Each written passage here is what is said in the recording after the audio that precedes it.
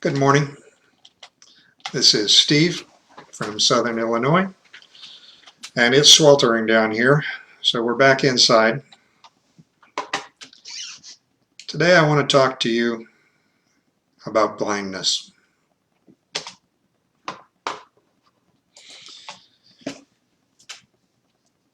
In the mid-1600s, Louis the XIV of France became king at the age of 5.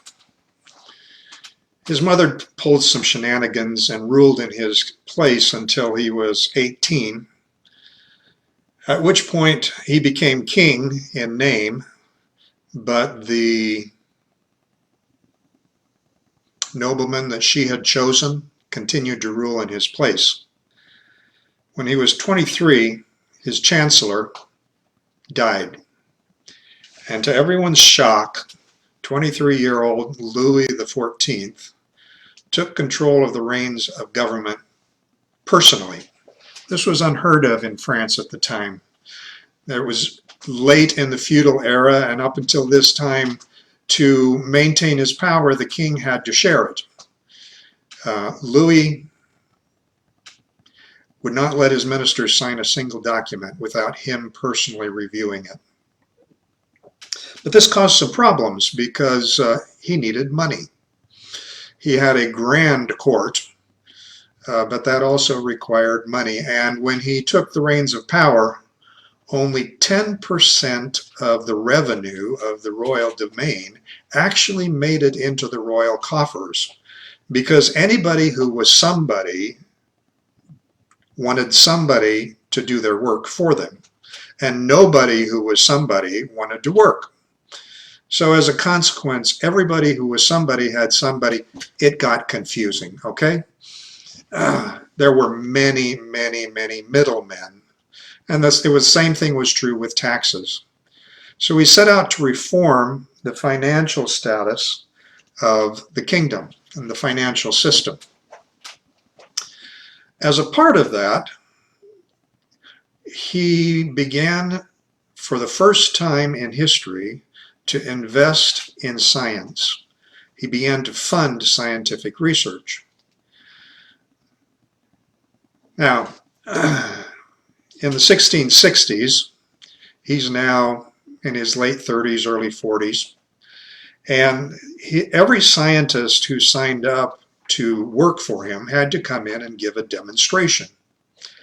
Now, usually they showed up with all of these extravagant apparatuses and fancy machines, or vials of unknown substances.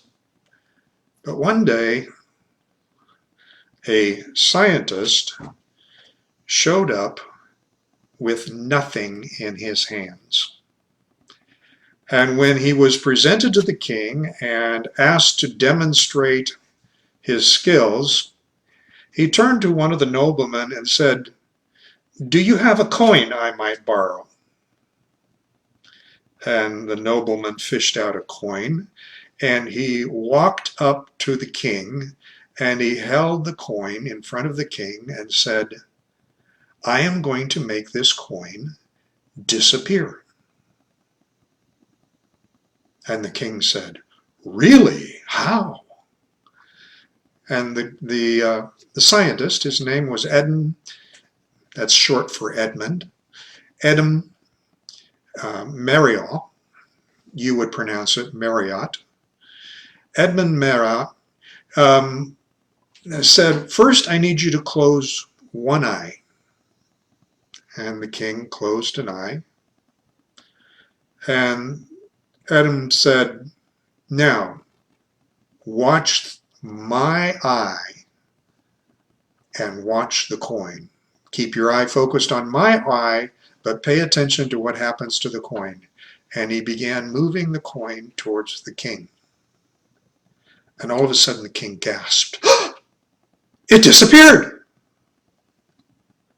Now everybody in the room at this point kind of froze. Now remember, Louis XIV had taken the reins of power. And one of the ways that he did this is he was never alone.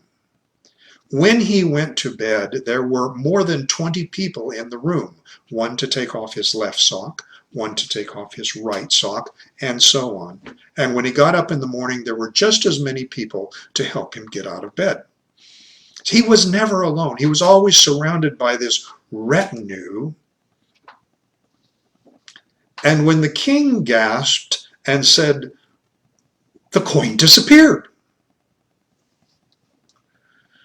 the people in the room were slightly puzzled because they could still see the coin plain as day in Edm's hand. But it was kind of like that story about the emperor's new clothes. Nobody wanted to embarrass themselves in front of the king by admitting that they hadn't seen the coin disappear. And so everybody in the room gasped, echoing the king's gasp. "Did you see that? The coin disappeared." And it wasn't until Adam went around the room and did the same demonstration for every nobleman in attendance there that they understood what was happening.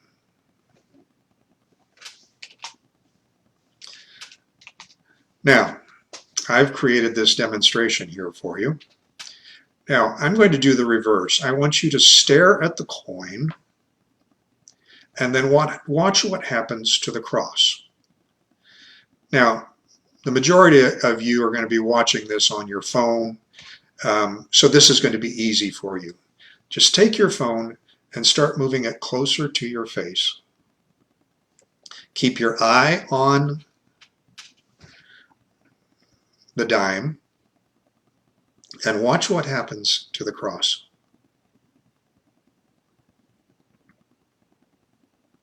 Did you see it? You have to be between 3 and 3.5 distances from what the width is between the coin and the cross to see it. So adjust the distance, your distance of your face from the screen to about that much. This is what's called the blind spot. Every one of us has it. Every vertebrate has it. So every bird, every reptile has a blind spot. We have a blind spot because in the eye, see that pale area right there?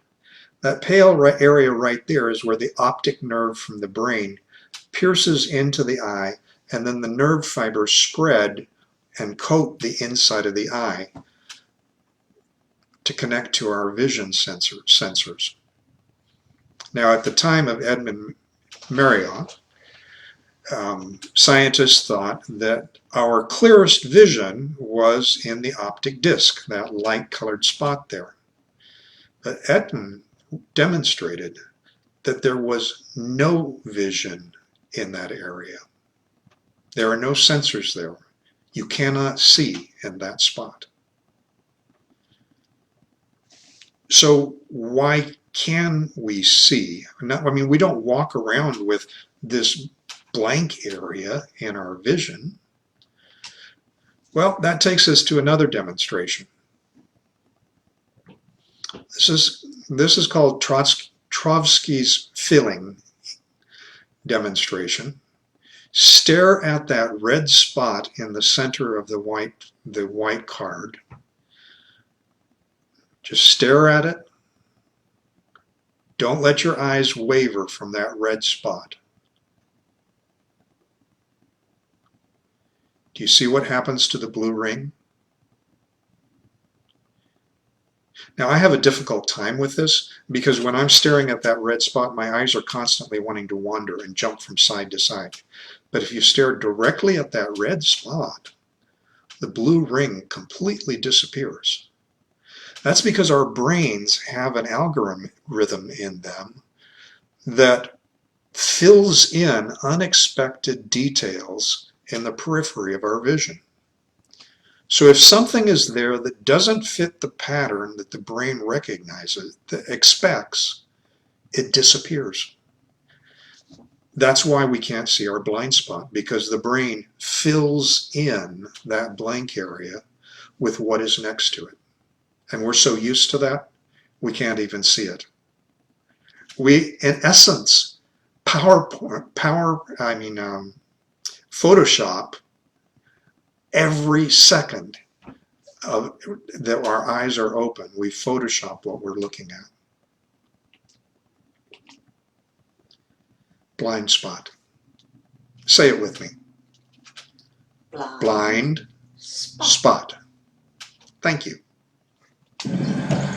Now, about 10 miles north of Fairfield, there's a country intersection. Doesn't look very special, does it? But this is the most dangerous spot in our county.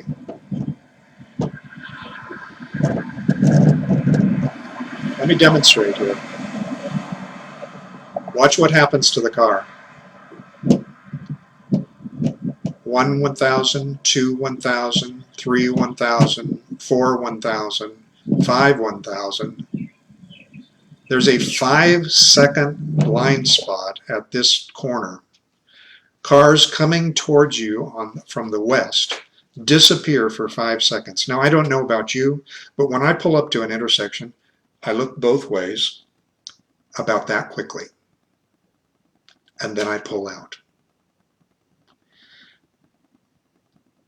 At this intersection, that can be fatal, and it often is for unexperienced drivers, because cars and even semis can disappear into this blind spot, and as you start to pull out, all of a sudden, bam, here they come. So as a consequence, the good citizens of Wayne County have taken measures. We have put rumble strips. When I moved to town 30 years ago, there were 2 rumble strips. Today there are 3, and they've actually been lengthened. Okay, Bobby, yeah, I know you've been waiting for at least 5 seconds there. Experienced drivers actually do that. They stop and look 3 times. We put rumble strips in here. We put signs warning that a stop sign is coming just over the hill. When 1 sign wasn't enough, we put a 2nd. We added flashing lights. For a time, the stop signs themselves were surrounded by flashing lights. See how long they're stopping there and waiting? But you know what? The accidents are still happening. When we're driving on the road, we're surrounded by blind spots. Okay? Hidden drives, roads that come in without being visible. We put up signs to warn us of it. We put up double yellow lines saying, no passing. We put up signs saying, no turn on red. Now, in some states, it's illegal at every corner, but in Illinois, you can turn on red, except where it's posted. So, in the center of Fairfield, there is 1 corner. Well, we only have 3 stoplights, but one of them has a sign that says no turning, no right turn on red, because the buildings come up right to the edge of the road, and you cannot see the traffic that is coming from the left.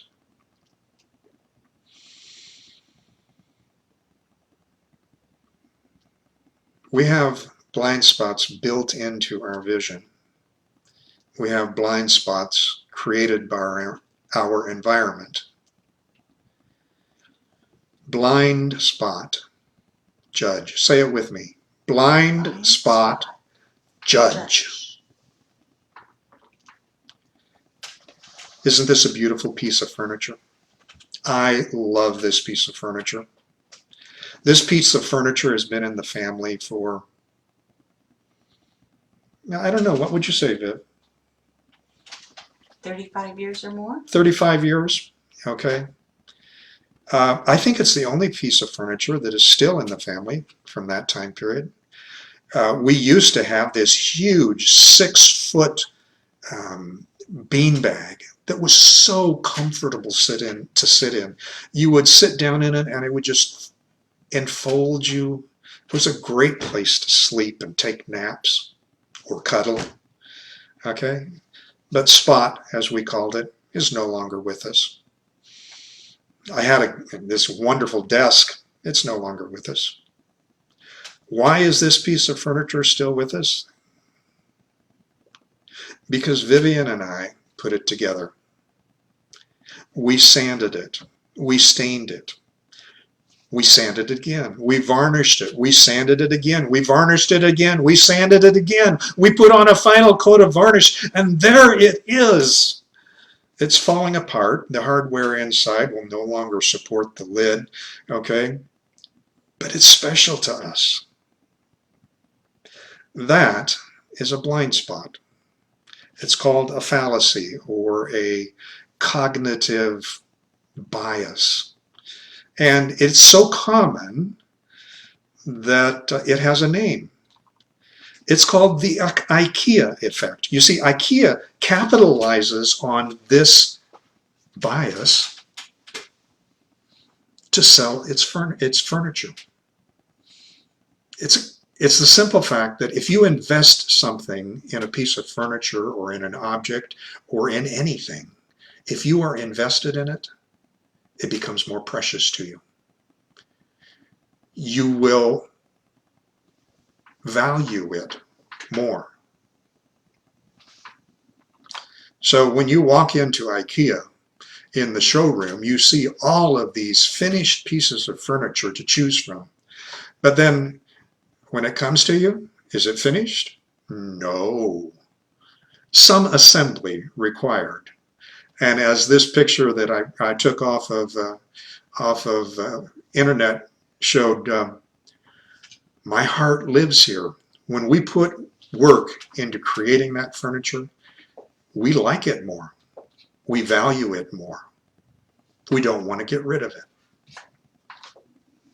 There are other mental blind spots. They fall into three different categories: belief, social aspects, and memory. Belief, IKEA is an example, but there's also the bandwagon bias. When everybody else is believing something or choosing to do something, we're more likely to do it, more likely to believe it. There's confirmation bias. When we are evaluating evidence, we are much more likely to accept evidence that confirms what we believe than we are to accept evidence that disproves it. Blind spots. Social blind spots. In-group effect. We tend to think of people who we identify with, who are in our group, as being good, like us. And people who are out of our group, well, they're suspect. Uniqueness. We tend to think of our own experience as unique in the world and fail to recognize just how much we have in common in our experience with everyone else. The just world fallacy. In interpreting other people's experiences when they have bad things happen in their lives, we tend to assume that the world is just, that they got what they deserved, that they did something to cause what happened to happen. Their house burns down. Well, they really didn't. That fire safety was not an issue, was not a high priority for them. They have a car wreck. Well, you know how they drive. The just world fallacy really affects us. Memory, negativity. A couple weeks ago, I mentioned how all my memories are tainted with this thread of self-judgment and condemnation. Negativity. That's a common human experience, a common human fallacy. We remember things that are negative much more readily than things that are positive. Image superiority. This is the academic way of saying a picture is worth 1,000 words. And the cross-race effect. This is the difficulty that we have in identifying individuals who are of a different race than us. This is why white people have such a difficult time describing an individual black person, or why black people have such a difficult time describing an individual white person. Now, these are just a few of the multitude of mental blind spots that social scientists have been able to identify in every one of our minds.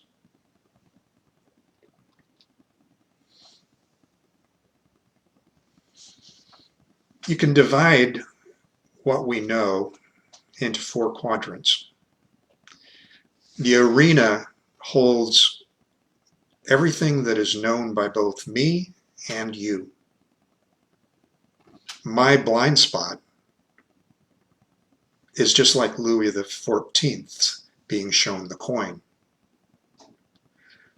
He didn't know what happened. Everybody else did. But we all have this facade, things that we know about ourselves that everybody else doesn't know. Okay? And much of the time we like to keep it that way because it makes us look good. And then there's this other quadrant, the unknown, where nobody knows anything. That's where COVID was 4 months ago. And it's been difficult for us to deal with the transition of filling in that blind spot piece by piece and the uncertainty that comes with that.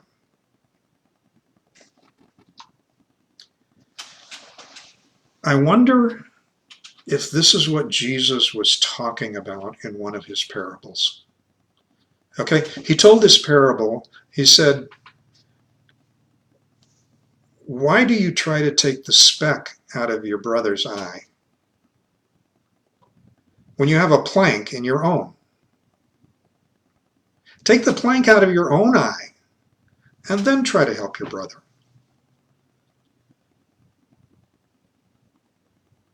Now, that parable often gets interpreted, don't judge someone else, don't find fault with them, don't correct them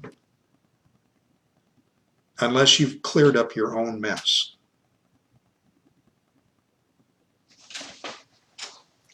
I'm doing some Bible memorization right now, and it struck me this week that that passage, that story of the plank and the speck, that story is preceded by this statement, judge not. And then he tells this parable, and we interpret it as saying, okay, here is the criteria for when you can judge. Friends, I don't think that's what he was saying at all. What if what he was saying was, you have blind spots. You have planks in your eyes, things you can't see, things that are built into you, things that are blind spots from your environment, your experience, your past, blind spots because of how your mind works. Judge not. And that's where I want to leave it. Blind spot. Judge not. Be safe, friends. Be prudent, but above all, look up. See you next week.